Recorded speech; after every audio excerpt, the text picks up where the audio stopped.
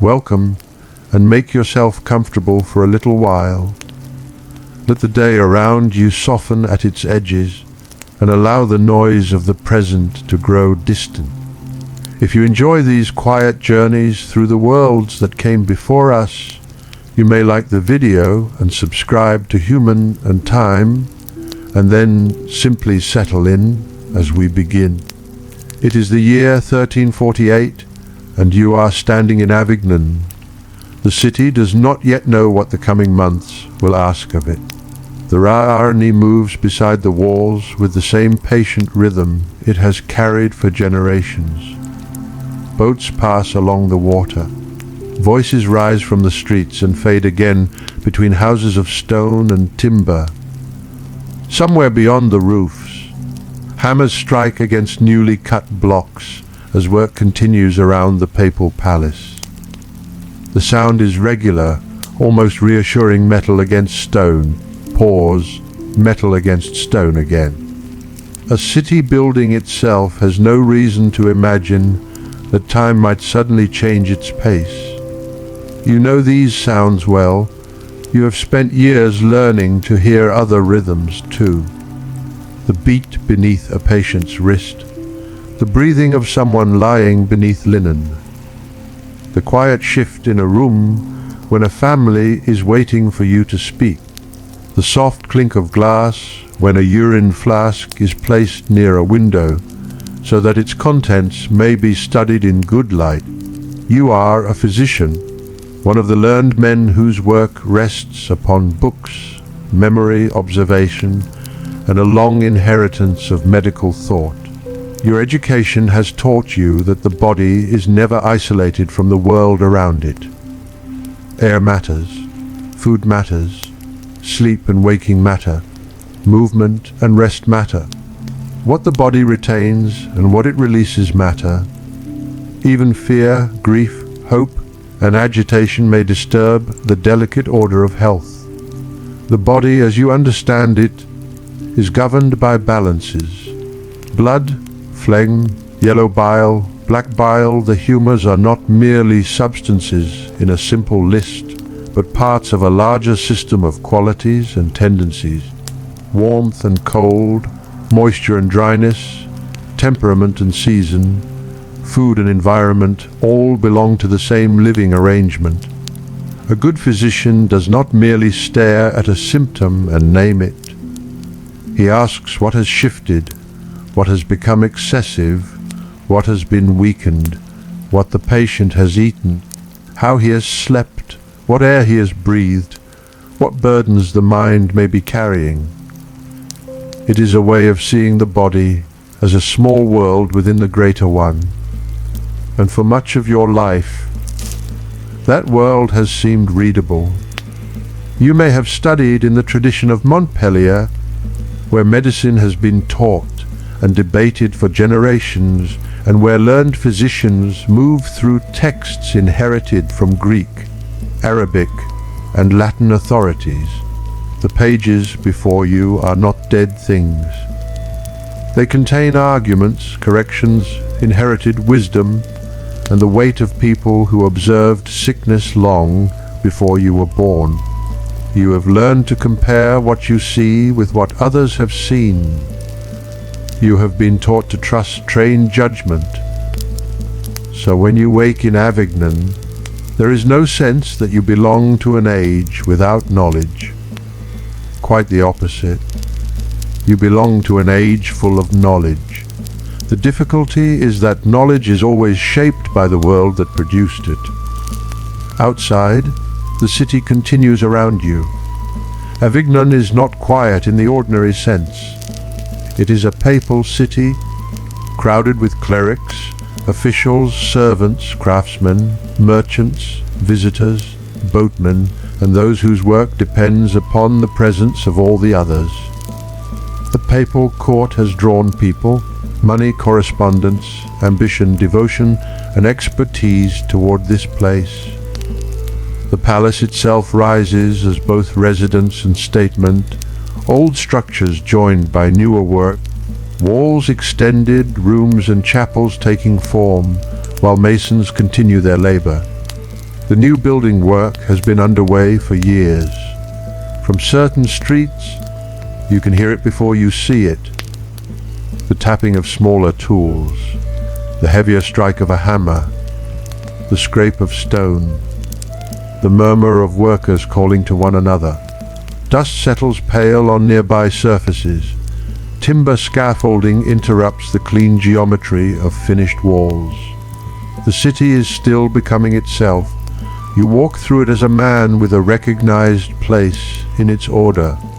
Your clothing does not mark you with a strange uniform. There is no long beaked mask, no black leather costume, no glass-eyed face hiding behind an image that future centuries will mistake for the world you inhabit. In 1348, that figure does not yet belong here. You are dressed as a learned professional of your own time, in wool and linen, perhaps more carefully than a laborer, but not as a creature set apart from ordinary human life. Your tools are quieter: glass, cloth, written words, simple instruments, memory, hands, judgment.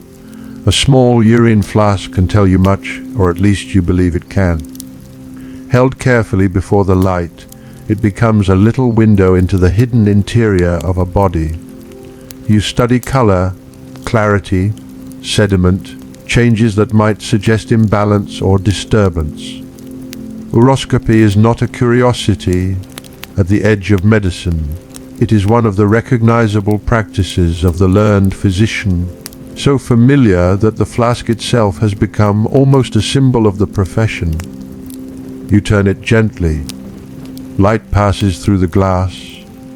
The liquid catches a pale glow. For a moment the room is very still. Then you set the flask down and place 2 fingers against a wrist.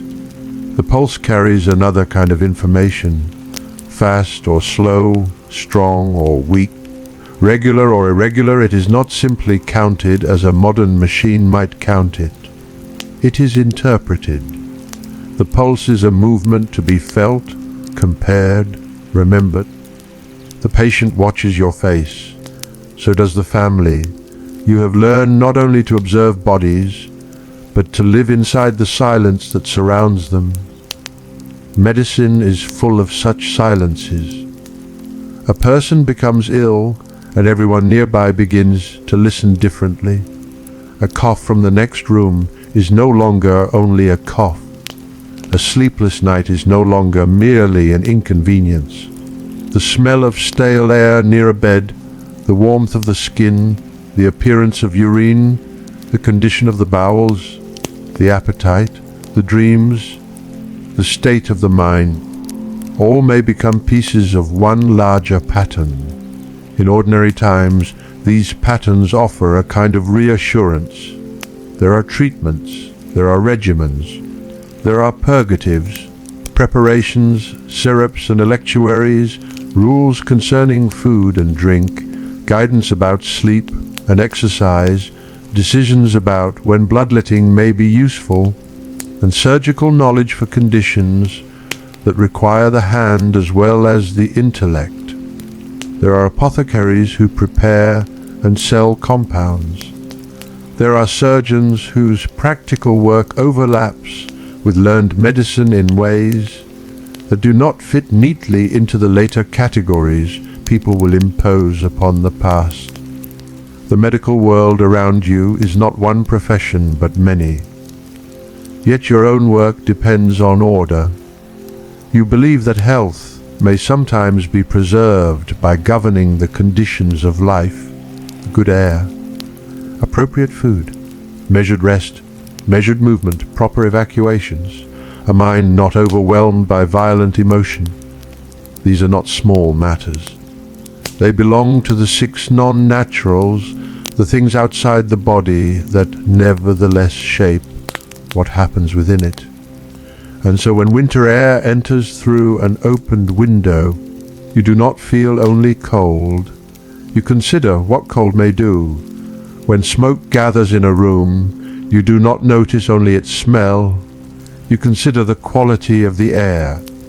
When a patient confesses that he has slept poorly, eaten badly, or been consumed by fear, you do not regard these as separate from medicine. Everything touches everything else. The city itself can be read in much the same way. Avignon has its own circulation. People enter through gates. Goods move along streets. Boats arrive at the river. Food changes hands. Letters move toward the papal court and away from it. Bells divide portions of the day. Work begins, pauses, resumes. Water passes under the sky beside the city. And just as a physician watches the body for disruptions of balance, a person attentive to cities can feel when their rhythms begin to alter. At first, there is almost nothing to notice. A rumor is not a symptom. A story from somewhere far away is not yet part of the room in which you stand. Travelers have always carried news with them, and news changes in the telling. A sickness in one place becomes a disaster by the time it reaches another. A death becomes 10 deaths. 10 become 1,000. People listen, cross themselves, shake their heads, and return to the business immediately in front of them. You have patience here. You have work here. The palace continues to rise. The river continues to move. Still, reports of unusual mortality have been traveling through the wider world. They do not yet have the clarity of something you have seen with your own eyes. Perhaps that is why they remain easy to place at a distance. Distance is one of the mind's gentlest protections. A danger beyond the horizon belongs to another landscape, another town, another household, another physician. For now, there is a patient before you whose pulse you can touch, so you return your attention to the wrist beneath your fingers. The skin is warm. The room holds the smell of linen, human breath, and smoke from a small fire. Outside, footsteps pass. Someone calls to another person in the street. A cart moves over uneven ground. The ordinary world insists upon itself. You offer advice shaped by the condition you see. Perhaps the patient must rest. Perhaps diet should be altered. Perhaps the body needs assistance in restoring its balance. The exact choice depends on the person before you, because medicine is not simply a bag of identical remedies applied to everyone. Age matters. Constitution matters. Season matters. The stage of an illness matters. A learned physician is expected to judge. And judgment requires calm. You have spent years cultivating it. When you leave the house, the colder air finds your face. Avignon opens again around you. The Rhône is somewhere beyond the buildings, broad and constant. The Saint Bénézet bridge reaches over the water, though the bridge of your century is not the complete, untroubled monument future visitors may imagine. Its arches have suffered damage and collapse over time. Passage across the river has never been immune to the force of water. The city has learned, as every river city learns, that stone can appear permanent while still depending upon weather, current, maintenance, and chance. Perhaps this is why old cities teach humility even when they are full of confidence. Their walls seem immovable. Their towers seem to belong more to the earth than to human hands. Yet every block was lifted by someone. Every roof must be repaired. Every bridge negotiates with water. Every body negotiates with time. You continue toward the part of the city where the papal presence is strongest. Clerics pass in their robes. Workers carry materials. A boatman's voice rises from the direction of the river. The smell changes from one street to another. Wood smoke here, damp air there, the trace of cooking, animals, leather work. people living close to their trades and to one another. The medieval city is not one smell any more than it is one sound. It is layered, so is your medicine. The authorities you studied do not give you one simple explanation for illness. Health may be disturbed through the body, through environment, through corrupted air, through food, through season, through the movements of the heavens, as they are understood in learned natural philosophy. Religion and natural explanation do not sit in separate rooms of the mind. A physician may look for natural causes and still believe fully that the world exists under divine order. This does not feel contradictory to you. It feels complete. The sky, the air, the body, the soul, the habits of daily life, none exist entirely alone. Later in the year, learned physicians in Paris will be asked to consider the great mortality and will produce an explanation drawing upon celestial conjunctions, corrupted air, putrefaction, inherited authorities, and natural philosophy. They will search the best framework available to them for a disaster that seems to exceed ordinary disease. But here, now, in Avignon, that formal consultation still belongs to the future. The problem has not yet fully entered your streets. You are still living in the moment before certainty. That is one of the quietest places in history. Not peace, not danger, the space between them. You do not know that Guy de Chauliac, a physician of great learning who serves in this same papal world, will later write that the great mortality began in Avignon in January and endured for 7 months. You do not know how closely he will observe it. You do not know that he will distinguish one terrible pattern of continuous fever and bloody sputum from another marked by fever and swellings in the groin or armpits. You do not know that he himself will become ill and survive. Those facts have not happened yet from where you stand. For you there is only the present, a winter city, a river, a palace under construction, patients whose illnesses still belong to familiar categories, books whose pages still seem wide enough to contain the world. You return to your own room or study, and the sound of the city dulls behind the walls. A manuscript lies open. The page carries the quiet authority of generations. Perhaps there is wax light nearby. Perhaps daylight is still sufficient. What matters is the intimacy of the act, a human being bending over words written by another human being, asking the dead for help with the living. This is one of medicine's oldest gestures. Observation goes outward. Reading goes backward. Judgment happens somewhere between them.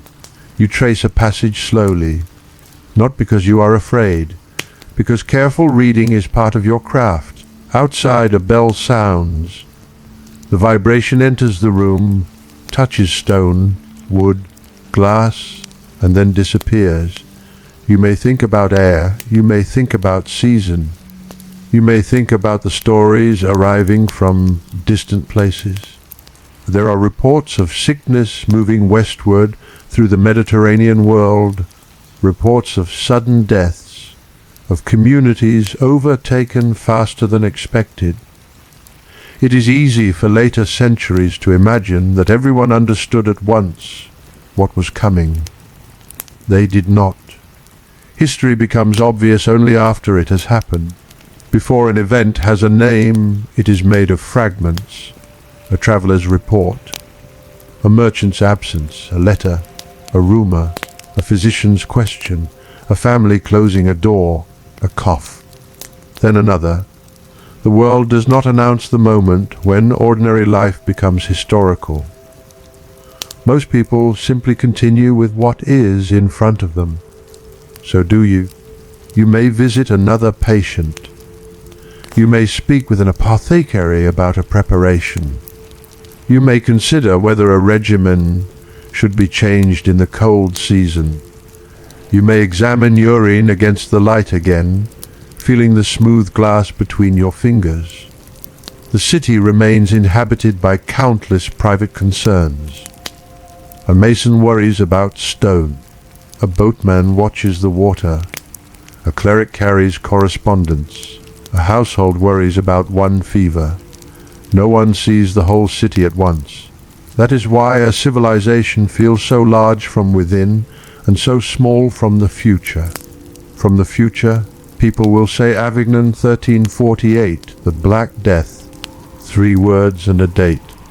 From where you stand, none of those words can contain what the city feels like.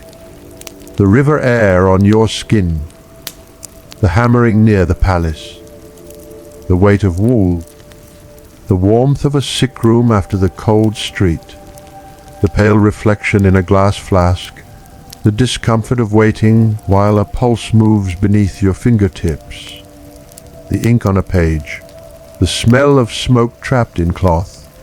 These are the true dimensions of a lived world, and this is the world the pestilence is entering. Not an empty map, not a statistic, not a dark illustration, a living city. A city in which people are still planning work for tomorrow. A city in which walls are still rising. A city in which physicians still believe that careful study may bring hidden disorder into view. You are one of them. Perhaps you have heard the stories and chosen not to dismiss them entirely. A physician cannot afford to ignore patterns simply because they are distant. You may ask where the reports began. You may listen for repeated symptoms. You may wonder whether the air of one place differs from another. You may think about travelers, climate, corruption, season, celestial influence, or the vulnerability of particular bodies. But without direct observation, these remain possibilities. And possibilities do not yet have the weight of a patient. The first patients who will change your understanding do not arrive carrying the name of a new disease. They will arrive as people. That matters. A disease is an abstraction. A patient has a face, a family, a room, a voice that may be weak or frightened, a hand that may be too warm when you take it. A physician never meets an epidemic all at once. He meets one body, then another, then another. The city outside does the same. One household hears that another is ill. One street notices that a door has remained closed. One church sees more people asking for prayer. One craftsman does not arrive for work. One familiar sound disappears from the morning. At first, each absence has its own explanation. Only later do the absences begin to belong to one another.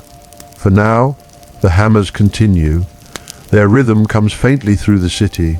Stone against iron, iron against stone, a pause. Then another strike. You step toward the window. Winter air moves against your face. Below, Avignon is still busy enough to feel permanent. The palace walls catch the light. Smoke lifts above roofs. People pass one another without thinking that proximity itself may soon become frightening. Somewhere, the Rhône keeps moving past the city, indifferent to what people know and what they do not. And somewhere within Avignon, behind one of the many doors you have passed 100 times without noticing, a fever is beginning to rise. The fever begins quietly enough. At first it belongs to one room. You are called there because someone has been ill since the previous day, and because families know what a physician is for. The house is warmer than the street. A small fire has been kept alive. The shutters do not close out every thread of winter light. and in that narrow brightness you can see the patient more clearly than those who have been sitting beside him through the night. His face is flushed. His breathing is not easy. When you take his wrist, the pulse is quicker than you would like. You ask questions in the usual way. When did the fever begin? Has he eaten? Has he slept? Has he passed urine? Has there been pain? Has there been coughing? What was he doing before he became ill? Has anyone else in the household been unwell? Each answer is placed into the structure you already know. Illness must have a pattern. The body may be overheated. The humors may be disturbed. The air may have played a part. Food, exertion, season, constitution, and the state of the mind may all have contributed. There is nothing strange in thinking this way. It is how a trained physician gathers the pieces of a human life and tries to understand which of them has fallen out of balance. But then the patient coughs again. This time there is blood, not a great theatrical gush, not the kind of image later artists might choose when they want death to announce itself loudly, but enough to change the stillness of the room. You look at the cloth. The family looks at you. A few moments earlier you were listening to a fever. Now you are listening to your own judgment. Continuous fever and bloody sputum can belong to more than one condition. No single sign is enough to make a new disease appear in the mind.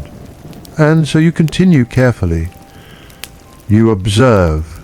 You ask again. The man is exhausted. He has worsened quickly. His illness does not seem willing to wait for the slow reasoning of books. Outside, Avignon goes on. A cart passes somewhere beyond the wall. The sound of hooves enters the room, then fades. A bell is heard at a distance. The patient's breath is louder than both. You leave with instructions, perhaps with a recommendation concerning regimen, perhaps with a preparation to be obtained, perhaps with a decision that the body must be helped according to the medicine you know. The exact treatment belongs to the patient, not to an imagined universal rule. You do what trained men of your century have been taught to do, judge the constitution, the season, the signs, the apparent imbalance, the stage of the illness. You do not know yet that within a short time the speed itself will become one of the signs you fear most. A second household sends for you, then another. The city does not transform at once. That is important. People still buy food. Workers still move through the streets. The palace is still being built. The Rhône still carries boats beneath a pale sky. But your road through Avignon begins to change. You find yourself entering more rooms where the same exhausted heat hangs in the air. You hear the same questions from different families. Is it dangerous? Will he recover? Should we remain in the room? What should she drink? What should we do with the bedding? And beneath these questions is another one that no one asks quite so directly. Have you seen this before? You have seen fever. You have seen cough. You have seen sudden decline. But repetition changes the meaning of familiar things. One illness may be misfortune. Several similar illnesses in several houses begin to feel like information. A physician notices patterns because that is part of the work. And now a pattern is beginning to form faster than you can comfortably name it. Some patients show continuous fever and spit blood. Their decline may be terrifyingly rapid. Guy de Chauliac, observing the same pestilence in Avignon, will later describe this form as dominating the first phase of the outbreak, with death often following within only a few days. You do not possess his later account. You are living inside the days he will eventually describe. That difference matters. For the historian, the pattern is already visible. For you, it is still arriving one doorway at a time. The smell of one sickroom remains with you after you step outside. Smoke, sweat, linen, a small amount of food left untouched, perhaps a medicinal preparation near the bed, perhaps wax from a candle. Nothing in that mixture tells you the name of a bacterium. Nothing reveals Yersinia pestis. That name belongs to another age, to microscopes, laboratories, genetic sequencing, and forms of evidence unimaginable in the streets around you. Your world has other tools. You think about air, not air merely as emptiness, but air as one of the essential conditions of life. If air becomes corrupted, altered, putrefied, unhealthy, then the body that receives it may also suffer. Such reasoning is not a foolish ornament attached to medicine. It belongs to a coherent natural philosophy in which environment and body continually affect one another. The reports from elsewhere begin to seem less distant now. If sickness has moved through other towns, perhaps there is something broader happening. If many bodies are being struck, perhaps the cause is not contained within one person. You may discuss this with another learned man. Perhaps there is no dramatic debate, only low voices, a question about what has been heard, a comparison of symptoms, a mention of the quality of the air, a thought about season, a thought about the movements of the heavens. Learned medicine does not draw a firm boundary between terrestrial and celestial influence. The sky, like climate, is part of nature. Astrological reasoning can belong to medical thought without replacing observation. Later in 1348, physicians at the University of Paris will prepare a formal consultation that tries to explain the great mortality through a combination of celestial conjunctions, corrupted air, putrefaction, and inherited medical authorities. But here, before such a document exists, you are already asking a similar human question. Why here? Why now? The sky offers no answer you can hear. The winter light is thin and clean. That is almost unsettling. A corrupted world, you may think, should look corrupted. Yet the Rhône reflects the sky. Stone walls remain stone walls. The palace stands above the city. A baker still works. A boat still comes to shore. History has not changed the color of daylight. Only the rooms are changing. In another house, the illness presents itself differently. The patient has fever, but there is also swelling. You examine carefully. A painful enlargement near the groin. In another case, the swelling may appear beneath the arm. These are the external signs that later accounts will remember with particular clarity: apostemes, or swellings in the groin and armpits, the kind of lesions modern readers associate with bubonic plague. You do not call them buboes in the modern clinical sense. You do not classify the disease through bacteriology. You see what your century concede a body in distress, heated by fever, marked by swelling, its internal disorder pushing visibly toward the surface. This visible swelling has one strange quality. It makes the hidden illness seem almost tangible. A fever cannot be held. A corrupted air cannot be grasped, but a swelling can be touched. Observed, considered. For a physician trained in a world of balances and evacuations, that matters.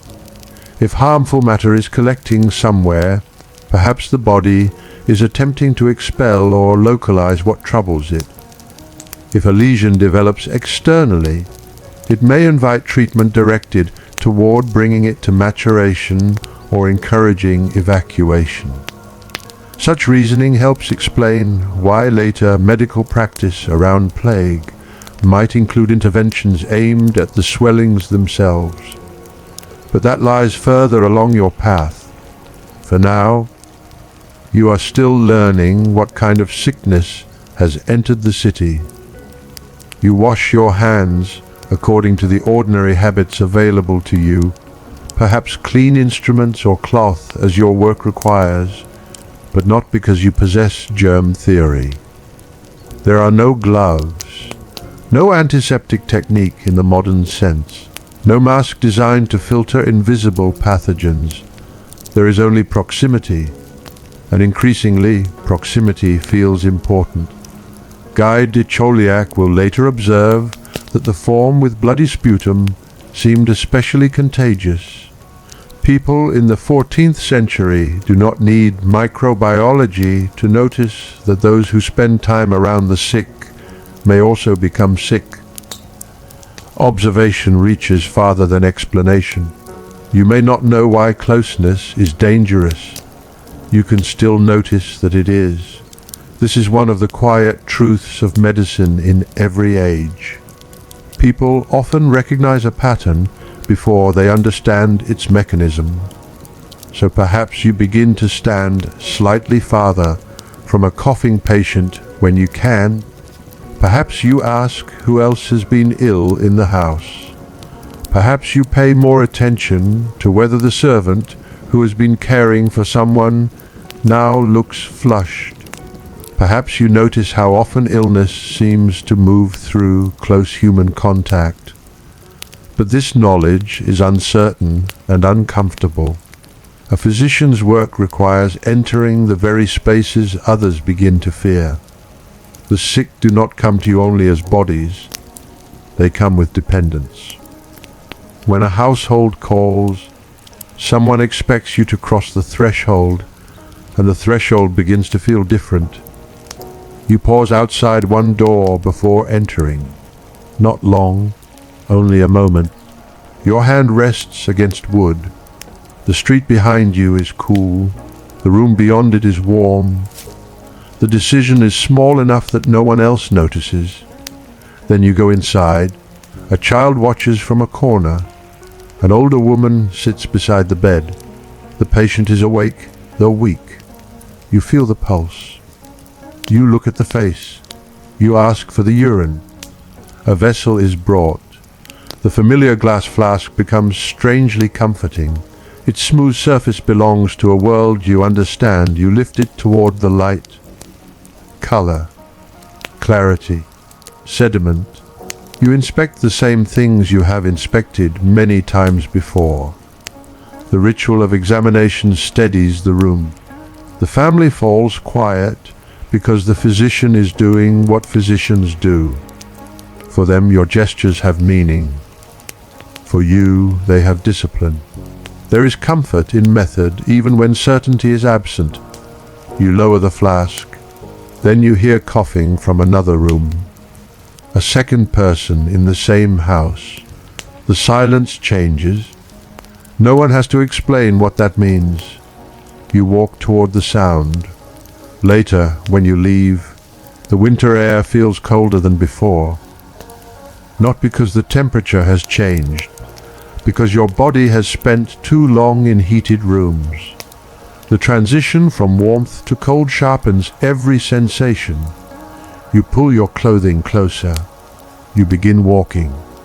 The city is still recognizably itself, but familiar routes now contain unfamiliar hesitations.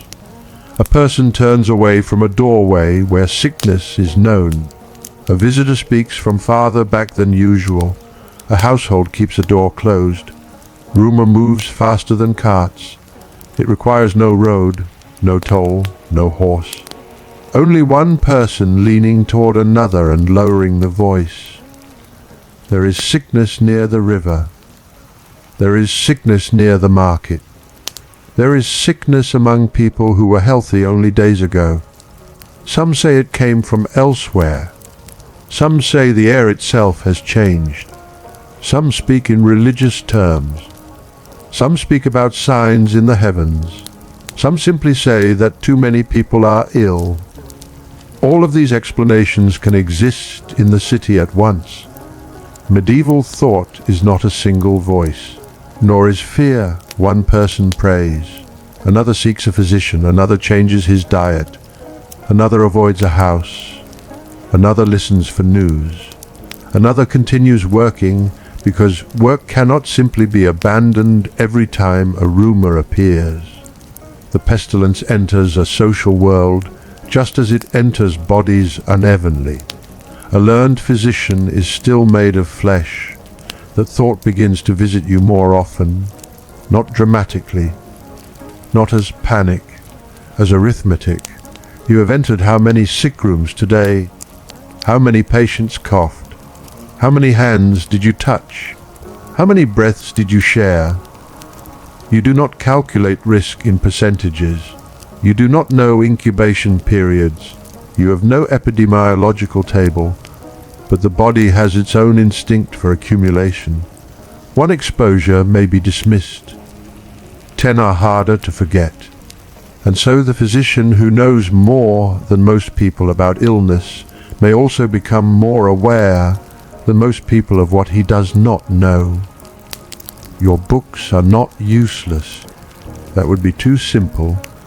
They contain generations of discipline thought about bodies, regimens, fevers, evacuations, diet, environment, and the relation between the individual and the world. They teach you to look. They teach you to compare. They teach you not to mistake every symptom for every other symptom. They teach you that treatment must be fitted to the person. But books are strongest when the world resembles the cases they know. This sickness is beginning to feel larger than a case. At your table you read again. The page has not changed, only the reader has.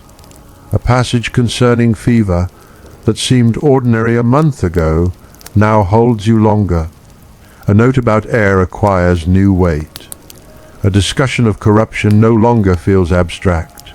You listen while reading, not to the words, to the city. The hammering near the palace can still be heard, though perhaps not at every hour.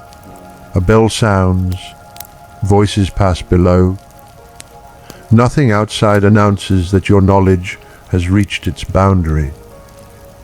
Boundaries are rarely visible from the inside. You discover them only when you press against them. The next call comes before you have finished thinking. You close the manuscript. The movement is simple.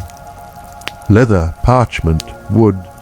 The tools of your century return to stillness while you stand. Someone is waiting. You take what you need and go. The street is damp. Your shoes find uneven ground. The air carries the river's coldness into the city. You pass beneath walls that have seen floods, disputes, ceremonies, arrivals, departures. The stone has no memory that can speak to you. Still, it has outlasted many human fears. That may be why walking through an old city can calm the mind even when the mind is troubled. The walls do not hurry. The river does not hurry. Only people do. At the next house, the patient is younger than you expected. Fever again. A swelling beneath the arm. The skin around it is tender. The room is crowded until you ask for space. You examine without haste. Haste can make poor judgment look like confidence. You ask when the swelling appeared. You ask when the fever began. You ask who has been near him. There are answers, but no answer. The family wants one. You cannot give what you do not possess. So you give what a physician can give when certainty is absent attention. You remain long enough to see. You give instructions shaped by the medicine available to you. You speak carefully. Your voice becomes part of the treatment because fear itself is understood to disturb the body. To agitate the passions of the soul is not harmless. If terror can alter health, then a physician has reason not to spread terror. This is not deception. It is regimen. Calm is medical. You leave without telling the household what you cannot yet know. Outside, the light has begun to change. The cold has deepened.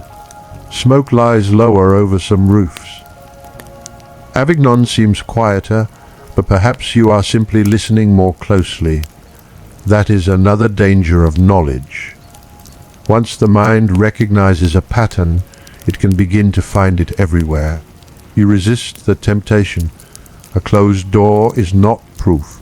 A cough is not proof. A funeral is not proof. Medicine requires distinction. So you distinguish, you observe, you wait. And as the days pass, the evidence stops asking you to search for it. The number of sick grows. The speed of decline in some patients becomes impossible to dismiss. You encounter more fevers, more bloody sputum, more painful swellings. The stories from other places no longer feel like distant exaggerations. They have acquired faces, you know. A servant, a craftsman, a cleric, a woman whose family has called you before, a man you saw walking only a few days earlier. This is how catastrophe becomes real, not when someone says that many are dying.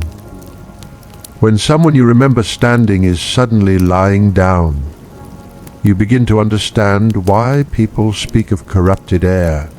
The theory gives shape to something shapeless.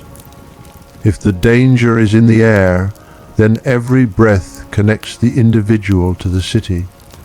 The idea is frightening, but also intelligible within your world. Air is one of the 6 non-naturals. Air has always mattered. Now it matters differently. Perhaps rooms should not be allowed to grow stale. Perhaps certain smells should be avoided. Perhaps aromatic substances or fire may help alter the quality of the environment. Perhaps movement through particular places should be limited. None of these thoughts require you to believe in bacteria. They require only the medical assumptions you already possess. And because the theory is coherent, it can guide action even when its mechanism is wrong. This is another truth that survives across centuries. Human beings rarely act from no explanation at all. They act from the best explanation they have. You stand near a hearth and watch smoke rise. For a moment it curls beneath the ceiling before finding a path away. The movement is delicate, almost beautiful. You think of air moving through streets, through windows, through lungs. You think of invisible influence. You think of the sky. Perhaps you remember discussions of conjunctions and celestial conditions, of the possibility that movements above may alter conditions below. To a modern mind, this belongs to a different universe of causation. To yours, the heavens are part of nature. The distinction between astronomy, astrology, medicine, weather, and philosophy is not drawn where later centuries will draw it. Still, when you return to the patient, theory gives way to skin. The fever is real beneath your hand. The pulse is real beneath your fingers. The swelling is real. The blood on the cloth is real. Observation keeps pulling you back from explanation. That may be the best thing your training gives you now. Look first. Think after. You begin to notice another pattern. Fear itself is changing how people behave. Some are reluctant to visit the sick.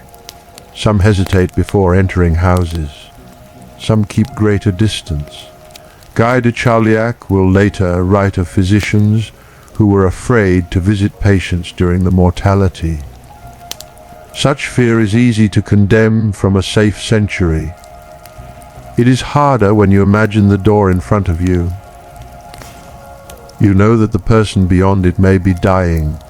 You know that people who remain close to the sick sometimes become sick themselves. You know that your profession is the reason you are expected to enter. Courage in such a world is not the absence of fear. It is a hand moving toward a latch despite it. You enter. Again. The room is dimmer than the street. Your eyes adjust. Someone has placed a vessel near the bed. Someone else stands far back. The patient turns his head toward you. He does not know that future centuries will study bones, teeth, ancient DNA, and burial grounds to identify the organism moving through this world. He knows only that he is ill. You know only that you have come to help. Between those two forms of ignorance, there is something deeply human. The patient does not require you to understand the entire epidemic. He requires you to be present in this room. So you sit near enough to examine him. You take the wrist. You count nothing with a machine. You listen through touch.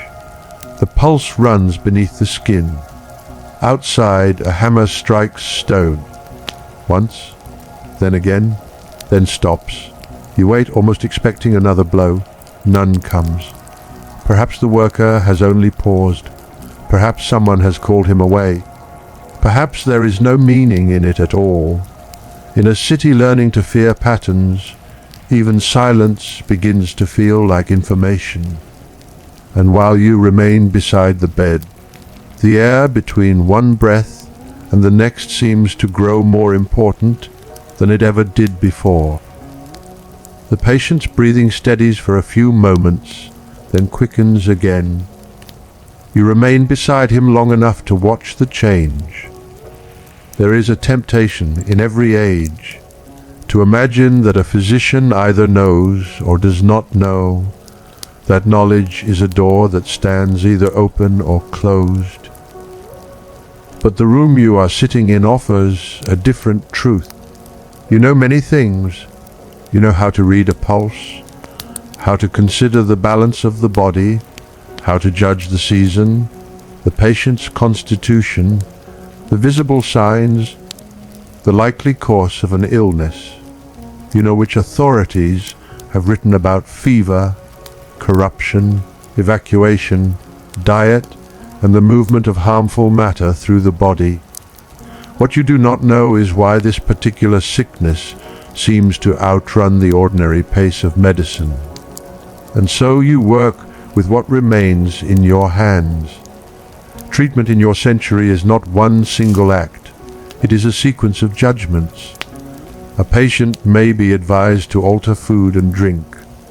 Rest may be ordered. Sleep may be protected. The air of a room may be considered.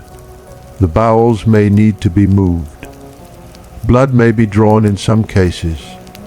Preparations may be given to strengthen, purge, soothe, or rebalance. If a swelling forms near the surface, attention may turn toward helping it mature or release what is believed to be harmful matter. None of this feels theatrical to you. It feels practical. You have no reason to think of yourself as a man using strange remedies from a distant past. You are simply practicing medicine. Perhaps, after examining the patient, you decide that bloodletting is appropriate. The decision is not automatic.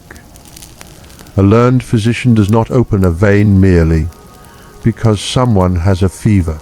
Age, strength, timing, constitution, and the nature of the illness all matter. But phlebotomy belongs to the accepted means by which excess or harmful material may be reduced. The instrument is simple. The gesture is controlled. A small amount of blood appears. The color catches the light. For a moment, everyone in the room watches it. There is something deeply persuasive about a treatment that makes the invisible visible. The body contains disorder. The physician acts. Something leaves the body. In a world without bacteria, without laboratory cultures, without antibiotics, the logic is not foolish from within its own system. It is connected to everything you have been taught about balance, evacuation, and the movement of humors. Yet the fever does not always yield. Sometimes the patient weakens. Sometimes the swelling remains. Sometimes another household sends for you before you have even left the first. The days begin to gather around one another. You walk more. You sleep less. You remember more faces. The city's distances change. A street that once felt ordinary now seems measured by sickrooms. A turn near one house reminds you of a family you visited yesterday. A doorway reminds you of a man who was standing when you first saw him and lying still when you returned. You begin to understand why the condition of the mind is part of medicine. Fear is everywhere now. Not loud fear, not always panic. Often it is quieter than that. A wife asks the same question twice. A servant leaves a cup on a table and does not come back into the room. A brother stands near the wall rather than beside the bed. Someone asks whether the window should be opened. Someone else asks whether it should be closed. Every small decision feels larger because no one knows which small thing might matter. You try to keep your own voice even. To agitate the sick is to worsen what your medical tradition already understands as the dangerous movement of the passions. The mind and body are not separate provinces. Grief, fear, anger, and despair can disturb the physical balance of a person. So calm itself becomes part of what you offer. You speak softly. You ask for space around the bed. You advise what you can. If the room is close and stale, you may think about the quality of the air. If unpleasant odors are heavy, you may prefer that the environment be altered. Aromatic substances, smoke, or fire can seem useful not as decoration, but as attempts to correct what is believed to be corrupted air. The hearth matters, the window matters, the smell of the room matters, the patient's diet matters, the hours of sleep matter. The body is surrounded by medicine long before any drug touches the tongue. In another house, an apothecary's preparation is brought to you or obtained on your advice. Syrups, electuaries, and compounded remedies belong to the world of learned treatment. Their ingredients and purposes vary, and no one mixture can honestly be called the cure for the pestilence. But they fit within the same attempt to support, rebalance, purge, or protect the body. The patient tastes something sweetened and medicinal. You watch him swallow. A cup is set down. The room falls quiet again. There is no miracle. There is only care. This distinction becomes more important with every passing day. The future will judge the effectiveness of these treatments by mechanisms you cannot know. Some will be useless against Yersinia pestis. Some may weaken already vulnerable patients. Some may provide comfort without changing the course of infection. But from where you stand, the task is not to choose between medieval medicine and modern medicine. Modern medicine does not exist. The choice is between doing what your training allows and doing nothing. So you continue. When a painful swelling rises in the groin or beneath the arm, it presents a problem your hands can address more directly than fever. Such swellings may be encouraged toward maturation. Later medical descriptions of plague include attempts to treat them through cupping, scarification, cautery, or opening when appropriate. Guy de Chauliac's own account belongs to this world of active intervention. But even here, there is no single ritual repeated on every body. A swelling is examined, its location matters, its condition matters, the patient's strength matters. timing matters. You may use a cloth, a preparation, warmth, or a simple instrument according to the judgment of the moment. And because this is human life rather than a medical diagram, what you remember afterward may not be the technique. You remember the patient gripping the edge of the bed. You remember the smell of heated cloth. You remember the faint scrape of wood beneath your sleeve. You remember telling someone to hold the lamp closer. You remember the room becoming very quiet. There is no need for gore. The most difficult things are often quiet. Outside, the weather begins to soften almost imperceptibly. Winter does not leave Avignon in a single day. The light lengthens first. The air loses some of its sharpness. Water along the Rhône takes on different tones beneath a changing sky. In another year, these small seasonal changes might be enough to occupy the attention.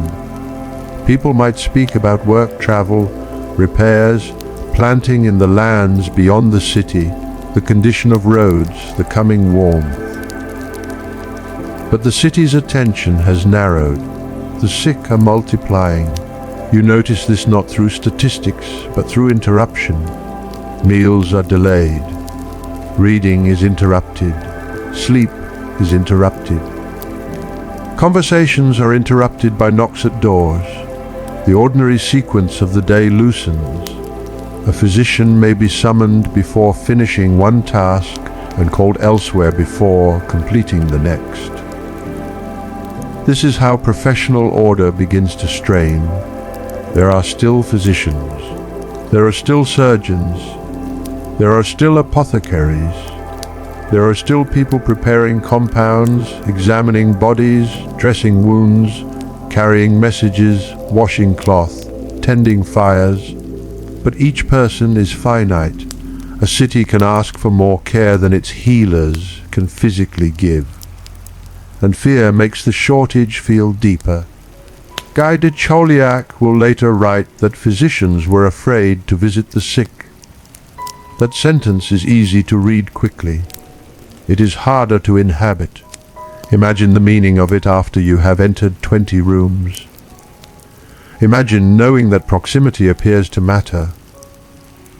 Imagine having seen caregivers fall ill. Imagine hearing that another physician has stopped visiting certain houses. Perhaps he is ill himself. Perhaps he has left. Perhaps he has simply decided that he cannot enter one more room. You do not know. What you know is that when someone asks whether you will come, the question now has weight. There is no beaked mask to put on, no leather suit, no glass eye pieces, no hidden modern barrier between your body and the patient. You have clothing. You have distance where distance is possible. You have ideas about air. You have habits of cleanliness available to your world. You have caution. And you have your own skin. The door opens. You step inside. That act repeats so often that courage stops feeling heroic. It becomes routine. Perhaps this is one of the strangest ways human beings endure danger. Not by becoming fearless, by allowing duty to become familiar. The room you enter contains a man with fever and a swelling near the groin. You have seen the combination before now. Recognition comes more quickly. The mind begins to build a category even before language has settled around it. You know that the illness has patterns. One form seems to seize the chest and lungs with bloody sputum and frightening speed. Another shows itself through fever and external swellings. Guy will later separate these forms in his account. You do something more immediate. You look at the patient and think, I have seen this. There is comfort in recognition. There is also dread. The family asks what you can do. You answer in the language your medicine provides. You do not tell them that an organism carried in ways still debated by future scholars is multiplying beyond the reach of your tools. You cannot. You speak instead about the body, about rest, about drink, about maintaining strength where possible, about what may need to be evacuated, about the swelling, about the air of the room. You may recommend a remedy. You may advise intervention. You may return later if you can. These are small promises in a time when large promises are becoming impossible. When you leave, you notice that the street itself has changed. Not emptied. Changed. People look longer at one another. Distance has acquired meaning. A cough can alter the path someone takes. A doorway associated with illness can redirect a passerby. A house that would once have welcomed visitors may now remain closed. Human beings are learning behavior before they understand cause. This happens quietly. No official announces that closeness is dangerous. No poster explains contagion. Observation spreads beside rumor. One person notices that a household has fallen ill after caring for another. Another sees that a servant who stayed with a fevered master now has fever too. A physician sees repeated clusters. The conclusion is incomplete, but the instinct is real. Stay back. Do not linger. Do not breathe too near. Leave quickly. And yet you cannot always leave quickly. The practice of medicine forces you into the contradiction. The city begins to protect itself through distance. You protect the sick through presence. You move between those two impulses all day. Sometimes you carry the smell of one house into the next. Smoke clings to wool. Aromatic substances cling to cloth. The dampness of the street reaches your shoes. Your hands are cold when you enter and warm when you leave. You begin to know illness through temperature. Cold air outside, hot skin inside. Cold glass in your hand, warm pulse beneath your fingers. The city is a sequence of temperatures now. Your body becomes the instrument that crosses them. At your table, food may sit untouched longer than it once did. The 6 non-naturals that you prescribe to patients become harder to regulate in yourself. Sleep and waking are no longer balanced. Motion and rest are no longer balanced. The passions of the mind are more difficult to quiet. You know what a well-governed regimen requires. The pestilence makes such governance harder. This is another way epidemics work. They do not only attack bodies. They disrupt the habits meant to protect bodies. A physician who advises rest may be unable to rest. A physician who advises calm may carry fear from one street to another. A physician who believes diet matters may eat whenever time allows. Knowledge does not exempt you from circumstance. Still, you return to books when you can. The gesture becomes almost devotional, not because books contain an answer waiting to be uncovered by enough persistence, but because reading gives form to uncertainty. You compare, you reconsider, you remember phrases concerning fever, corruption, pestilential air, regimen, and evacuation. You may speak with colleagues when they are available. The wider learned world is also trying to understand. Later in the same year, the Paris faculty will gather its authorities and offer an explanation built from celestial conditions and corrupted air. Such reasoning will not cure plague, but it will reveal something important about your century. People are trying to make the event intelligible. No society lives comfortably with causeless disaster. A cause is a kind of shelter. Even a wrong cause gives the mind somewhere to stand. You look from the page toward the window. Outside, the sky is ordinary. That remains difficult. If celestial influence has altered the air, the stars do not appear hostile. If corruption moves through the city, sunlight still falls cleanly across stone. If death is multiplying, the river still shines. Nature refuses to perform the mood of human suffering. Perhaps that is why people have always found both cruelty and comfort in it. The world continues. A bird crosses above a roof. Water strikes gently against the riverbank. A cloud passes. You are the one who gives these things meaning. The river does not know that Avignon is afraid. You close the book. Another visit waits. As you walk, you pass workers near the palace. The construction that once seemed endlessly regular is less certain now. Some labor continues. Some voices remain, but interruptions appear. A missing worker, a delayed delivery, a smaller group where there had been more men. You cannot say from one glance that each absence belongs to the pestilence. You have learned not to make every silence into proof. Still, the pattern extends beyond sickrooms. The city's body is beginning to show symptoms of its own. Work is one of them. Movement is another. Sound is another. When enough people become ill, the effect travels outward through everyone who depended on them. A mason does not appear. Someone else carries less stone. A servant is sick. A household sends fewer errands. A merchant receives fewer visitors. A priest is called elsewhere. A physician arrives late because another patient could not be left sooner. Everything touches everything else. The living world around you is proving what your medicine has always assumed in another form. You already believe the body exists in relationship with air, food, sleep, motion, emotion, and environment. Now the city is teaching the same lesson on a larger scale. One ill person changes a room.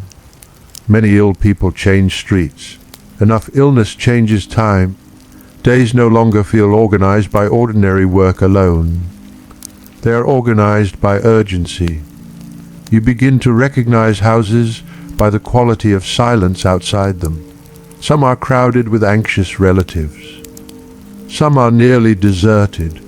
Some contain people who still care for the sick despite fear. Others reveal the fracture Guy de Chauliac will later describe people dying with fewer attendants, fewer visits, sometimes without the ordinary support that illness and death would once have brought. But even here, the city is not one story. Fear does not erase care. In one house, someone stays. A daughter holds a cup. A servant changes cloth. A neighbor leaves food near the door. A priest comes if he can. You come. These acts are small. That is why they matter. History often remembers plague through numbers too large to imagine. Human life survives inside smaller units. One cup, one cloth, one hand held near a fevered body, one person willing to cross a threshold. You examine another swelling. You consider whether intervention may help. You work carefully. Perhaps the patient survives. Perhaps he does not. You cannot yet know which outcomes belong to treatment and which belong to the mysterious variation of the disease itself. Some people recover. That fact is as important as death. Guy de Chauliac himself will become ill and live. The pestilence is not an absolute sentence written identically upon every body, but unpredictability offers little comfort to a physician. If every patient died, the pattern would be terrible but simple. Instead, some live and some do not. Why? Constitution. Timing, strength, treatment, providence, chance, though you may not frame it in the modern sense. The question follows you. Medicine has always lived beside uncertainty. plague only makes the uncertainty impossible to ignore. As spring edges nearer, the form of the sickness you encounter seems to shift. Guy's later account will say that after the early months dominated by bloody sputum, the pestilence more often appeared with fever and swellings in the groin and armpits. You notice the same broad change not as a clean boundary, but as experience. More swellings, more bodies marked externally, more patients whose illness seems to gather beneath the skin. The physician's work becomes increasingly physical. Touch, inspection, warm cloth, simple instruments, bandages, preparations. The closeness required by care, you become aware of your own breathing while leaning over a patient. That may be the most intimate fear of all. Not seeing danger, breathing beside it. You finish the examination, stand, step toward the door. Outside the air feels wider. You inhale, then almost feel guilty for noticing the relief. A physician is not supposed to need escape from a patient, but a physician is also a body. The distinction becomes impossible to forget. On the way back through the city, you hear a bell, then another. The sound carries over roofs and stone. In other European towns, authorities will begin trying to manage not only bodies and movement, but even the emotional effects of death. In Pistoia, regulations during the plague will restrict funeral practices and even limit certain bell ringing, because repeated signals of death are believed to distress the sick. Avignon is not Pistoia. You do not import another city's ordinance into these streets, but the concern would make sense to you. Sound affects the passions. The passions affect the body. A city saturated with signals of death can become medically dangerous in the mind as well as socially unbearable. You listen until the bell fades. The silence afterward is deeper. Then a cart moves. Someone speaks. Life fills the space again. This is how Avignon continues, not untouched, not stopped, interrupted. You return to your room later than you intended. There is soot near the hearth. Your clothing carries the day with it. You set down what you have carried. Glass touches wood, a small sound. You look at your hands. They are the same hands you had before the pestilence. The same lines, the same nails, the same fingers that turn pages, feel pulses, hold instruments, lift glass toward light. Yet they no longer feel entirely ordinary. They have touched too many fevered wrists. You warm them near the fire. The heat reaches the skin slowly. For a little while, there is nothing to do but sit. The city beyond the wall is quieter now. Perhaps is the first moment all day when no one is asking you a question. No patient, no family, no colleague, no messenger. In that silence, your own question finally becomes clear. Not what is this sickness? You have been asking that for weeks. The new question is smaller. How long can a physician keep entering these rooms? The fire gives no answer. You turn your hands toward the warmth. Somewhere beyond your walls, another family is already deciding whether to send for you. The knock comes before the warmth has fully returned to your hands. For a moment you remain beside the fire, listening. Then it comes again, softer this time, as though the person outside already understands that every door in Avignon now opens onto fatigue. You rise. The room cools behind you as soon as you leave it. This has become the shape of your days. A short interval of stillness, then another threshold. Another household. Another face looking toward you with the same mixture of expectation and fear. The city has not run out of questions. It has only begun to lose the people who once knew how to ask them calmly. Outside the air is damp. The season has shifted far enough that winter no longer owns the streets, but spring has not yet made them gentle. The stone holds yesterday's cold. Water gathers in shallow places. Smoke hangs low above some roofs before thinning into the pale sky. You walk. There are fewer conversations than before, not silence. Avignon is still inhabited, still governed, still fed, still prayed in, still worked in where work can continue. But the spaces between sounds have widened. A hammer near the palace strikes twice and stops. A cart moves through a street with less shouting than usual. A door closes quickly after someone enters. The city has begun to conserve itself. You notice this everywhere. People shorten visits. Errands become more deliberate.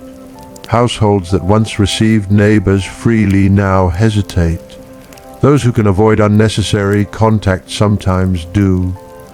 Those who cannot must continue. The difference between those two groups becomes visible. A servant still has to carry food. A boatman still has to move goods. A cleric still has duties. A laborer still has work if work remains. A physician still has patience. The pestilence does not remove obligation. It makes obligation heavier. In the house you enter, the illness has already spread through more than one person. No one needs to explain this to you. One bed is occupied near the wall. Another figure sits wrapped in cloth, shivering despite the warmth of the room. A third person, still standing, watches you with the careful distance you have begun to recognize. You examine the first patient. Fever, weakness, a swelling. The pattern is familiar now. That familiarity is not reassuring. Recognition once gave you confidence because it reduced uncertainty. Here, recognition only tells you that the same dangerous process has reached another household. You turn to the second patient. The fever is newer. You ask when it began.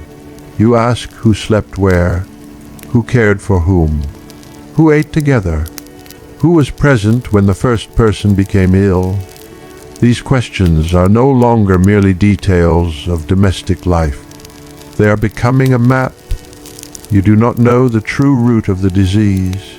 You do not know that future generations will identify Yersinia pestis. You do not know how later scholars will debate the relative roles of fleas, human ectoparasites, respiratory transmission, and different ecological pathways. But you know that illness has a social shape. It follows care, it follows proximity, it follows houses. That does not mean every close contact becomes sick, nor that every sick person can be traced cleanly to another. The pattern is too uneven for that. Still, the danger of closeness has become hard to ignore. You finish the examination and stand. The family asks whether the others should remain nearby. You answer carefully within the logic of your own world. Avoid what seems dangerous. Keep the air from becoming foul. Reduce unnecessary disturbance. Protect the strength of those who remain well. Do not allow fear to consume the entire household. Your advice is both medical and moral, though you would not separate the two so sharply. A household is a body of its own now. If one person falls, the others rearrange around the absence. Someone cooks, someone carries water, someone tends the fire, someone sits with the sick, someone makes decisions about burial when decisions can no longer be postponed. The pestilence has entered not only flesh, but roles, and roles can fail. Guy de Chauliac will later remember that people sometimes died without the ordinary attendance they might once have received. Fear could empty rooms, service could collapse. Priests, Relatives and caregivers might be absent when they would once have been present. Yet the opposite remains true beside it. Some people stay. You see that too. A woman wipes the face of someone who may infect her. A servant lifts a cup. A relative adjusts a blanket.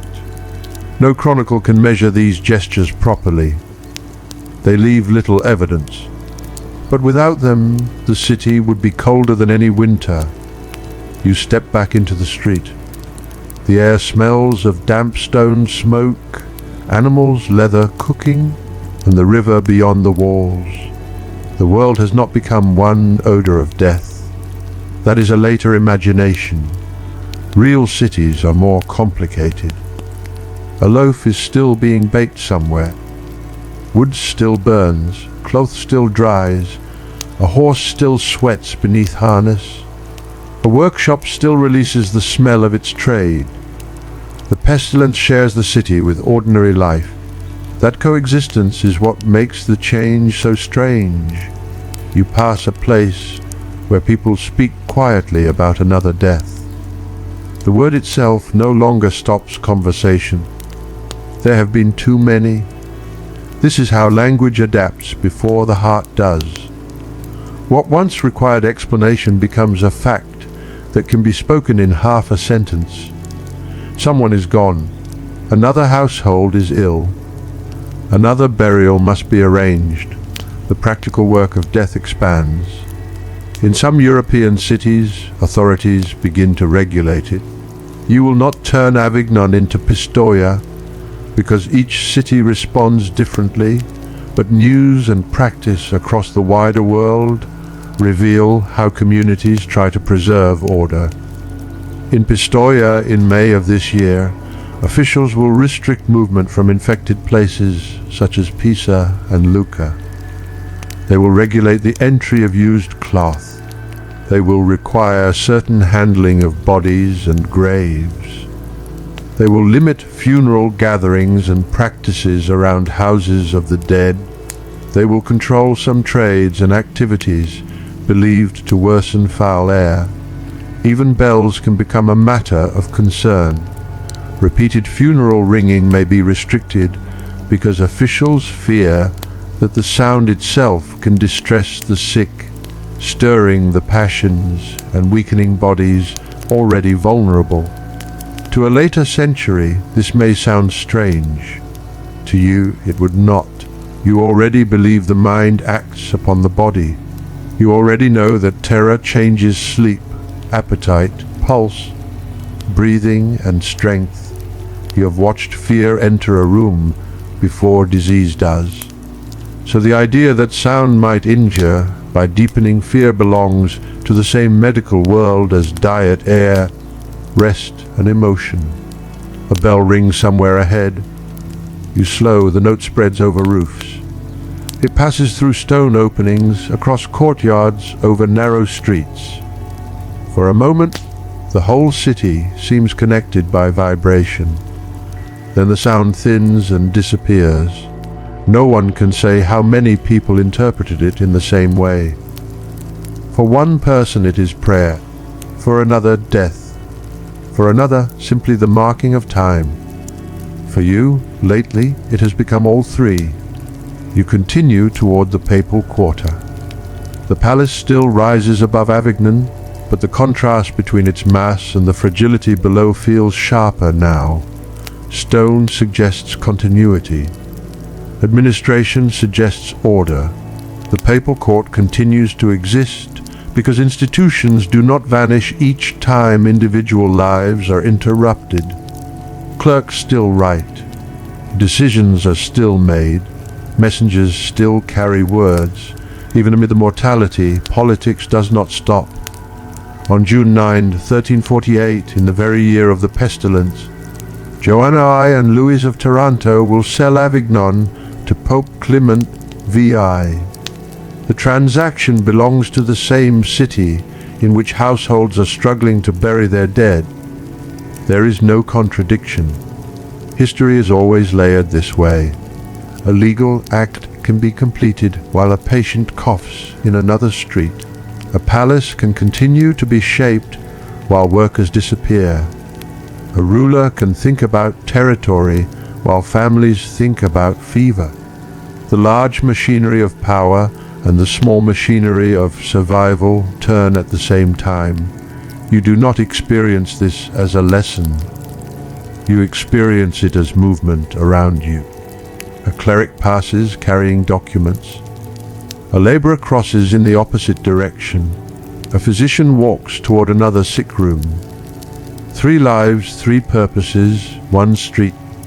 The city holds them all, but it also holds suspicion. When people cannot see a cause, they often begin to search for an agent. Something must have done this. Someone must have allowed it. Someone must be responsible. Rumors move through frightened populations because they offer what uncertainty does not intention. A corrupted air is invisible. Celestial influence is distant. Divine judgment is beyond human control. But a neighbor can be blamed. Across parts of Europe, Jewish communities are accused falsely of poisoning wells and causing the pestilence. The accusation is baseless. It does not become less baseless because frightened people repeat it. Nor does repetition make it medicine. It becomes instead one of the plague's human consequences, fear turning outward, choosing targets, transforming uncertainty into persecution. You may hear versions of such rumors. A physician trained to observe bodies cannot verify them simply because they are spoken loudly. Water does not confess. A rumor offers no pulse. A frightened accusation is not evidence. This distinction matters. Pope Clement VI will oppose such charges and extend protection to Jews against persecution. That response exists within the same papal world you move through now, a reminder that medieval society is never one mind, one reaction, one moral direction. There are people who accuse. There are people who protect. There are people who remain silent. There are people who are afraid of both disease and one another. History compresses them into a paragraph. Life does not. You pass a well, someone draws water, the rope moves against wood or stone, the bucket rises slowly. For a moment, the entire machinery of rumor seems absurd beside the simple physical reality of water. Heavy, cold, necessary. A city cannot live without it. You watch the surface tremble in the vessel and then continue walking. There is another house to visit. The patient there is not alone. A priest has already come or may come later if he is able. Religious practice surrounds illness because death in your world is not only a medical event. Confession, prayer, preparation, burial, and the hope attached to them are woven into the same human response. You do not step out of medicine when someone prays. Nor does the priest necessarily erase natural explanation by entering the room. The categories overlap. A physician can believe in corrupted air and divine order. A family can request both medicine and prayer. A patient can fear both bodily pain and spiritual unpreparedness. The modern habit of placing science and religion on opposite sides of every medieval room would not describe this one. Here, a cup sits near the bed, a cloth is folded nearby, a prayer is whispered, you feel the pulse. All belong to the same moment. The pulse is weak. You remain still longer than you normally would. Sometimes there is no useful action left that does not risk becoming merely an action performed to ease the helplessness of those watching. You have learned the difference. Medicine does not always require movement. There are moments when the most disciplined thing is to stop touching, stop adjusting, stop pretending that another intervention must follow simply because silence is difficult, so you sit. The fire cracks softly. Someone breathes near the wall. The patient's eyes close. Outside, a cart passes and is gone. You are reminded that care is not identical to cure. That distinction has become unavoidable. You can still alter a regimen. You can still advise. You can still treat a swelling. You can still order or discourage bloodletting according to judgment. You can still recommend preparations. You can still observe. But the scale of the mortality changes the emotional meaning of each act. When treatment succeeds, you do not always know why. When it fails, you do not always know why. Some bodies survive, some do not. Guy de Chauliac himself will become one of those who survives after falling ill with fever and a swelling in the groin, remaining sick for weeks before recovering. His survival will not explain the plague. It will simply show, as your own patients already show you, that the disease is terrible without being perfectly uniform. That uncertainty keeps hope alive. It also keeps certainty away. You leave after doing what can be done. The day has warmed, not much. Enough that the wool at your shoulders feels heavier during the walk. Seasonal change continues without asking permission from the city. There may be green beginning beyond some walls. The river will continue to rise or fall with conditions far beyond Avignon. Birds will follow rhythms older than the papal court. This indifference of nature is becoming less cruel to you. At first, it seemed almost offensive that daylight could remain beautiful while so many suffered. Now the same continuity offers rest. If everything changed at once, the mind would have nowhere to stand. The Rhône remains the Rhône. Stone remains cool beneath the hand. Water still reflects light. You begin to depend upon such ordinary permanence. The same is true of routine. You still lift a urine flask. You still feel a pulse. You still listen. Repeated actions no longer promise mastery. They promise continuity.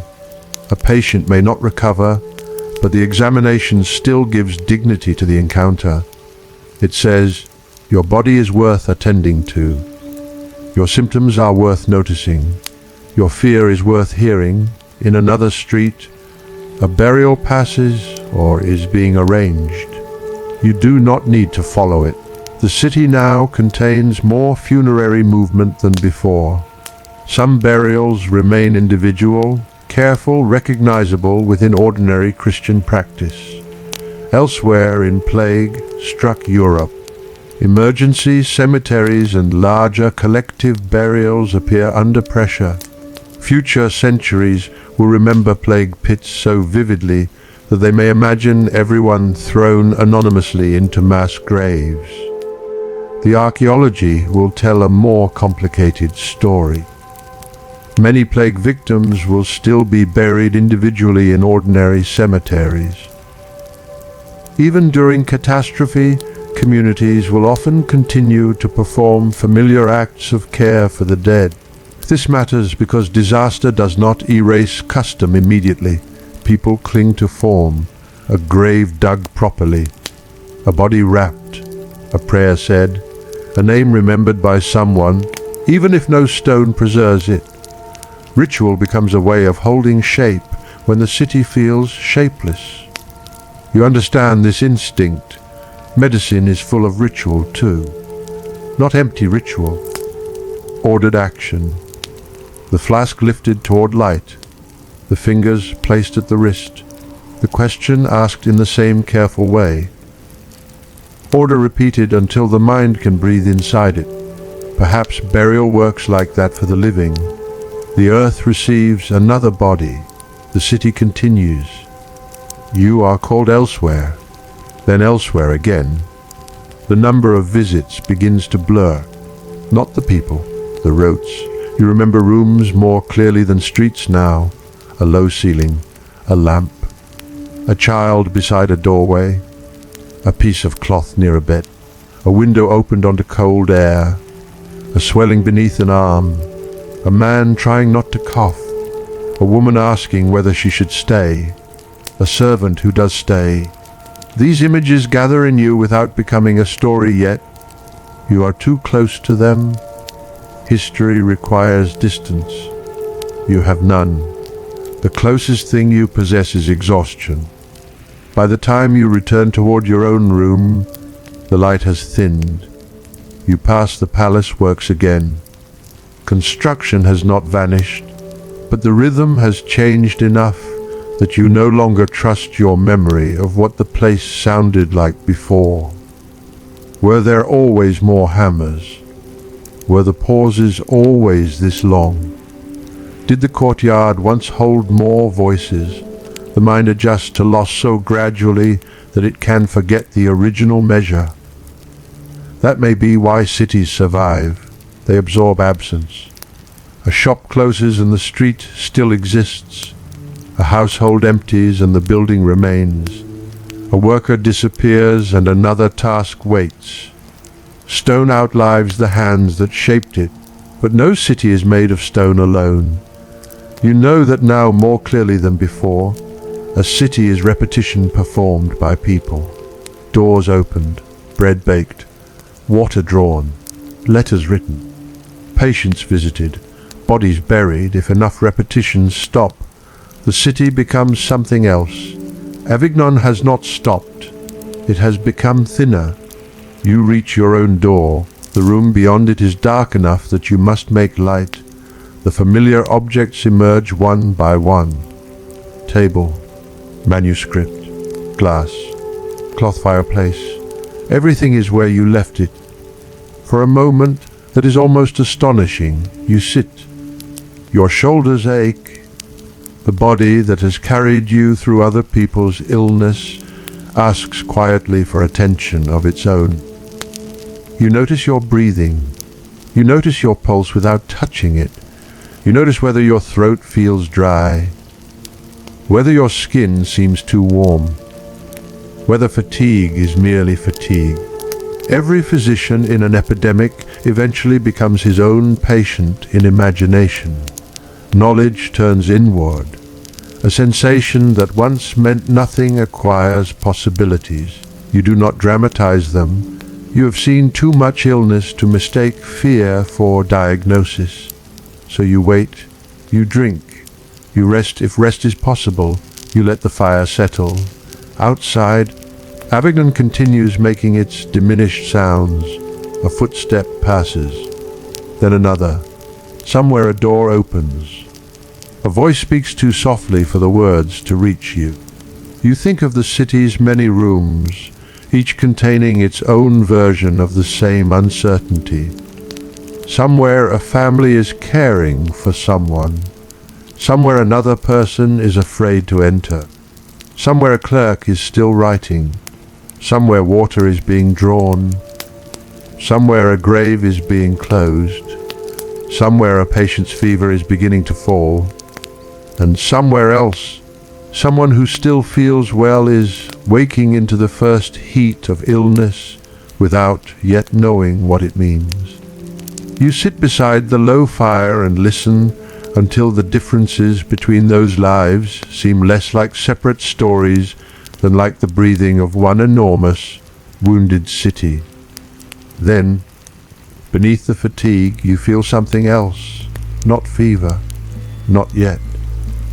Only the faint awareness that the season is moving on and that the pestilence, too, cannot remain forever in exactly the form it has now. The change does not announce itself with certainty. There is no morning when Avignon wakes and understands that the worst has passed.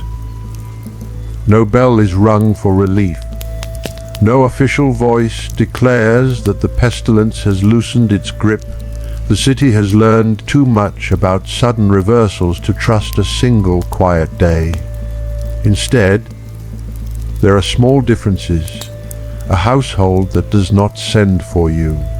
An afternoon with one fewer knock. A street where you hear conversation continuing for longer than it has in weeks. A market sound that reaches farther because fewer doors are closed. The changes are so modest that at first you suspect you are imagining them. You have spent months training your attention toward danger. Fever, cough, swelling, absence, silence, all have become signals. Now you must learn to recognize something gentler, the possibility of return. You still visit patients. The pestilence has not vanished. There are still bodies burning with fever. There are still painful swellings. There are still households waiting for news they do not want to hear. A physician does not stop because the pattern has begun to weaken. But the rhythm is different. The spaces between calls lengthen. You notice the difference first in your own body. One day, you sit long enough to finish a cup without being interrupted. The fact feels almost luxurious. You place the vessel down and listen. Nothing. No hurried footstep outside. No hand at the door. No voice calling your name. Only the low sound of the room and the city beyond it. You wait a little longer. Still nothing. The habit of urgency remains inside you even when urgency briefly withdraws. Your shoulders do not immediately relax. Your mind does not immediately quiet. The body remembers what the city has taught it. So you rise and go to the window. Avignon lies before you under warmer light. The season has advanced. The air no longer carries the sharp edge of winter. The stone absorbs more warmth during the day. The Rhône reflects a brighter sky. Along routes that once seemed narrowed by fear, more people move with something resembling ordinary purpose. Not many. Not enough to erase what has happened, but enough for you to notice. A cart is being unloaded. Someone calls from a doorway. A child moves quickly across a patch of sunlight. Farther away, the palace works are not what they were before the mortality. Yet sound has begun to return to places where silence had become familiar. A hammer strikes stone. Then another. This time after the pause, a third blow comes. You stand still and listen. The sound is not triumphant. That is why it comforts you. It is simply work. Human beings returning to a task that existed before fear became the organizing principle of the day. Perhaps this is how cities recover. Not by forgetting. By resuming. You walk out again. The streets carry absences that cannot be hidden. There are doors you no longer expect to open. Faces you no longer expect to see. Trades that may have lost workers. Households that have become smaller. The city has survived, but survival has not restored what was there. Stone remains where people do not. This truth is everywhere.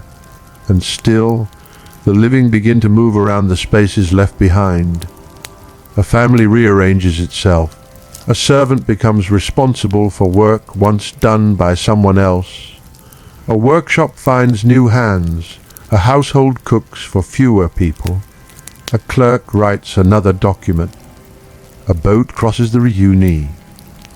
Life does not replace the dead. It forms new shapes around their absence. You have done the same. There are patients you remember without meaning to.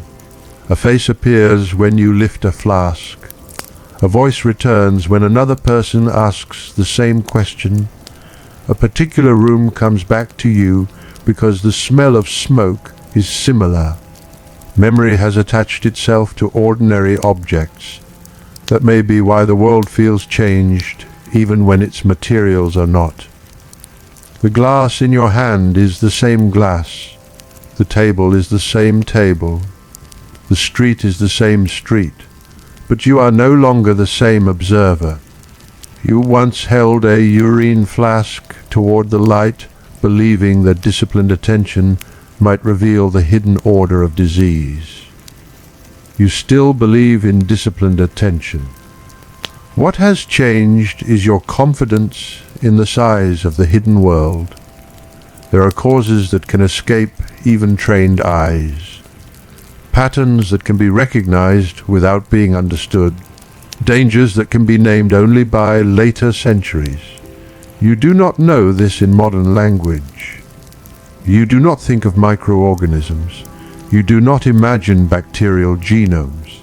You do not know that one day scientists will recover ancient DNA from the teeth of people buried during this mortality and identify Yersinia pestis. You do not know that future researchers will trace closely related plague strains across Eurasia and debate how the infection moved between animals, parasites, and human beings. Your ignorance is not unusual. It is simply the condition of living before knowledge exists. Every age has such boundaries. The difference is that most people do not know where their own boundaries are. You have had to touch yours. That knowledge makes you quieter, not defeated. Quieter.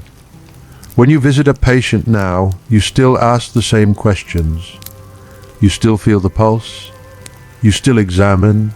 You still consider regimen. You still use the medical categories your world gives you. There is no sudden conversion into a physician of another century. History does not work that way. The plague has not delivered germ theory to you. It has delivered experience. And experience changes emphasis even when it cannot replace a system. You have seen that proximity matters. You have seen that the same illness can appear in different forms. You have seen that some people recover while others decline with frightening speed. You have seen that fear can isolate the sick before death does. You have seen that a city's routines are part of health in ways no single medical text can fully describe. You have seen that care itself can become dangerous. These observations remain. Perhaps you discuss them with another physician. There is no need for a dramatic revelation. Two tired men standing in a quieter street can carry more truth than a grand debate. You compare what you have seen, the early cases with bloody sputum, the later prevalence of swellings in the groin and armpits, the speed, the households in which several people fell ill, the uncertainty of treatment, the patients who survived. Guy de Chauliac will preserve such observations in writing. His account will become one of the clearest medical witnesses to the pestilence in Avignon. He will remember the two broad forms of the disease. He will remember the fear among physicians. He will remember the scale of death. And he will remember his own illness. At some point during the mortality, Guy himself developed fever and a swelling in the groin. For weeks he was sick. The physician became the patient. The observer became the observed body, and he survived. You may know him within the papal medical world, or you may only know of him. What matters is not that your life imitates his. You are not Guy de Chauliac. You are a quieter composite of the learned physicians who inhabited this world. His survival stands beside yours as evidence of something the city has known all along. The pestilence is not perfectly predictable. It kills with terrifying force, but not every infected body follows the same path. This uncertainty was once a source of fear. Now it is also where hope lies. You begin to see more people outside who have recovered from illness. They move slowly. Some are thin. Some are weak. Some have the look of people who have spent too long indoors. Recovery itself has a physical language, a careful step, a hand resting against a wall, a face turned towards sunlight. a body reacquainting itself with distance. The city contains these people too. Not only the dead, not only the frightened. Survivors become part of Avignon's changing rhythm. You watch one person pause near a doorway to speak with another. The conversation is ordinary. That ordinariness reaches you more deeply than ceremony would. They may be discussing food, work, a relative, the price of something, a task left unfinished. Human beings return quickly to small concerns because small concerns are how life is built. The pestilence has not made every thought profound. It has made ordinary thoughts precious. You continue toward the Rhône. The river has been present through everything. It moved when rumors first arrived. It moved while patients coughed blood. It moved while swellings rose beneath skin. It moved while physicians argued with uncertainty. It moved while households closed their doors. It moved while bells carried grief across the roofs. It moves now. The same current is never physically the same water, yet the river remains recognizable. There is something in that which your medical books do not need to explain. Continuity is often made of change. A body survives because it changes. A city survives because it changes. A river remains because it moves. You stand where you can see the water. The St. B.A.Z. bridge reaches across part of that moving surface, imperfect and vulnerable to the river that supports its purpose. Stone arches have failed before. They will fail again. Yet people repair. Crossings are restored or supplemented. Boats continue where stone cannot. Human beings are persistent builders of temporary permanence. You think of the palace behind you. The new works slowed during the mortality. They were never outside time. They depended on hands, and hands belonged to bodies. As the city's labor recovers, construction can resume. Stones that waited will be lifted. Walls will rise farther. The Grande Chapelle, begun before the plague, will eventually be completed. People who enter it later may not hear the interruptions that shaped its making. Finished architecture hides pauses well. Perhaps human beings do the same. A person who survives can appear whole to someone who never saw the fever. A city that recovers can appear continuous to a traveler who arrives years later. History is full of healed surfaces. Only careful attention reveals the seams. You return from the river slowly. The warmth of the day has brought more smells into the streets. Cooking, wood animals, leather, human bodies at work, the odor of dampness receding from sunlit stone. For months, smell has carried medical meaning. You have thought about putrefaction, foul air, the possibility that corrupted atmosphere might contain the source of disease. You may continue to believe that. There is no reason within your world to abandon it. The theories of learned medicine will survive this mortality. Humoral thought will survive. Astrological medicine will survive. Regimen will survive. Bloodletting will survive. Uroscopy will survive. A catastrophe does not erase an intellectual system simply because future generations will find its mechanisms wrong. Ideas change more slowly than epidemics, but observation accumulates. That is how later medicine will eventually become possible.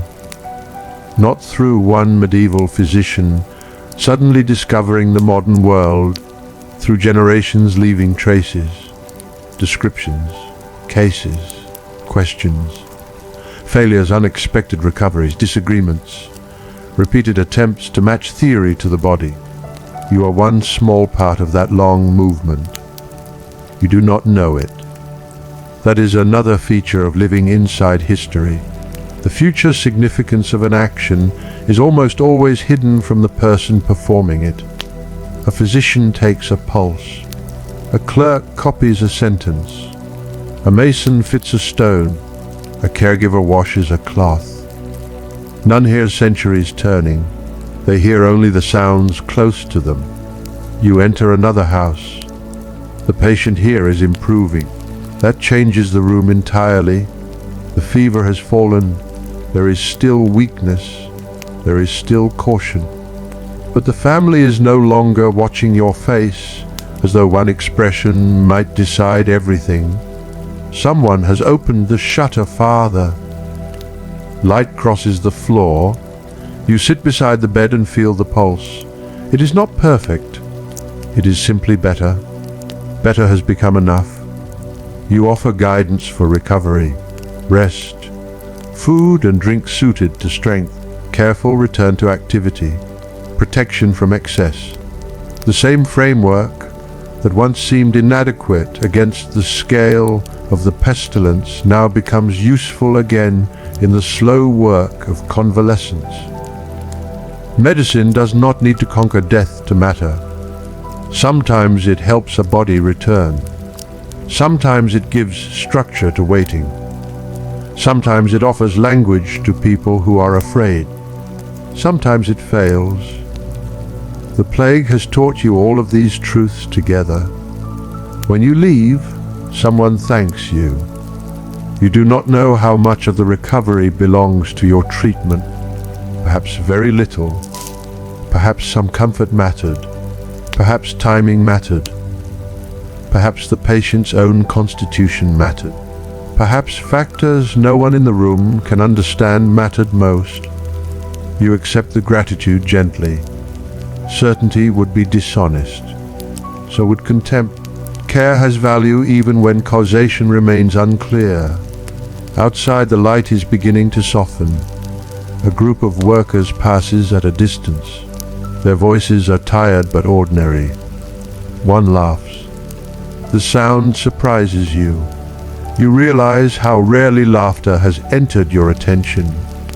Perhaps people have been laughing all along in rooms you never visited. Even during catastrophe, no city becomes one emotion. Someone grieves while someone else eats. Someone prays while someone bargains. Someone dies while a child becomes bored. Someone laughs because the human nervous system cannot remain solemn forever. The world refuses emotional purity, just as it refuses perfect medical categories. You find comfort in that. Avignon is becoming complicated again. During the worst weeks, the pestilence seemed to pull everything into one subject. Now other subjects return. Work, money, food, repairs, travel law, family, the business of the papal court, the sale of Avignon itself, completed in June, becomes part of the city's political future while the memory of the mortality remains fresh. History begins layering new events over the old before anyone has finished grieving. You may find that unfair, or perhaps natural. Time does not wait until human beings are ready. It only continues. Weeks pass. The great mortality Guy described as lasting 7 months in Avignon begins to recede. Not disappear from history, not vanish forever from Europe. Plague will return in later outbreaks. The world you inhabit has entered a longer age of recurring pestilence. You cannot know its full duration. All you know is that the pressure on this city is easing. The change appears in sound first. More work, more voices, longer conversations, then in movement. More doors open, more errands, more people willing to stand near one another without the same immediate recoil. Then in your own schedule, fewer desperate calls, longer intervals, more ordinary illnesses among the extraordinary ones. The old medicine begins to occupy its old spaces again. A digestive complaint, a wound, a weakness without plague, A fever that does not become the fever everyone fears. This may be the strangest part of recovery. The return of minor problems. Someone worries about something that would have seemed trivial months earlier. You find yourself taking it seriously. Why should you not? A civilization is healthy enough to notice small discomforts again. One day you sit at your table with a manuscript open. The scene resembles an earlier version of your life so closely that it feels almost staged. The same posture, the same page, perhaps even the same kind of light, yet you read differently. When the text speaks of air, you remember streets. When it speaks of fever, you remember rooms. When it speaks of regimen, you remember how impossible rest became for those who cared for the sick. When it speaks of the passions, you remember fear moving through households faster than explanation. The words have acquired bodies. That is what experience does to learning. It gives abstract ideas weight. You do not tear the pages apart. You do not declare the authorities worthless. You continue within your intellectual world, but perhaps you read with more humility. The page is no longer the world. It is one voice within it. Outside, another hammer falls. The sound travels through the wall. You smile, though no one sees. There is no great reason, only recognition. The palace is still becoming, so is the city. So are you? You close the manuscript and step outside once more. The air is milder now. The Rhône carries the late light. People move along familiar roads. Some are new to those routes because the people who once walked them are gone. Some are survivors returning to places they feared to enter. Some are simply doing what must be done. The city does not look healed. Healing is not a look, it is repetition, one day followed by another, a door opened again, a fire relit, a tool lifted, a patient improving, a meal prepared, a bridge crossed, a wall raised. You walk until the sound of the city becomes less distinct and the river becomes clearer. Water has always been good at carrying away the sharp edges of human noise. You stand near it. The current does not hurry. The surface shifts around reflected light. Nothing in the river records the names of those who died. Nothing in the stone explains why some survived. The answers remain with people, in fragments, in books, in graves, in later discoveries. Centuries from now, researchers will name the organism. They will recover its traces from the dead. They will compare genomes. They will debate transmission. They will understand more than you can, and still they will not recover every room, every decision, every hesitation at a door, every physician who wondered whether to enter, every relative who stayed, every person who recovered and stepped outside into sunlight again. Knowledge becomes more precise as time passes. Experience becomes harder to retrieve. For a little while you have lived in that missing space, not as a symbol, not as a masked figure from a later century, as a physician in Avignon, a person with books, hands, training, fear, duty, and limits. The river moves beside you. Behind you, stone waits for tomorrow's workers. A patient somewhere in the city drinks from a cup and feels a little stronger. Another physician bends over a page. Someone closes a shop. Someone opens a door. The light fades gradually from the water, but the water itself does not disappear. It continues beneath the changing sky, and long after your footsteps turn back toward the streets, Avignon goes on breathing in its quiet, imperfect way.